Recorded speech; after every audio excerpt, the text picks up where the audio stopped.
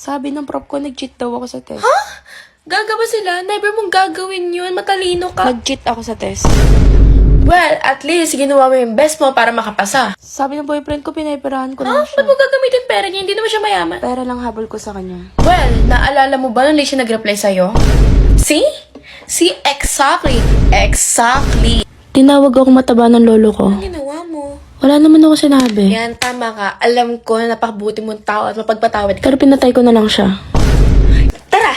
Ilibing na natin. Sabi ni Princess, kabit daw ako. Siya? Di ka side chick, baka siya. Kabit ako ng boyfriend niya. Well, mabaho naman talaga kasi hininga niya, kaya deserve lang yun. Nag-break na kami ng boyfriend ko. Ha? Niloko ka niya? May nangyari sa amin ng kapatid niya. Bakit naalala mo ba may nagkaroon siya ng girl best friend? That's what I thought. That's what I thought. Yan, bitch. Pinalayas ako ni mama sa Lo, ano amin. pala naman nanay mo? Ninakawan ko siya. Girl, I got you. Magnanakaw pa tayo sa BDO.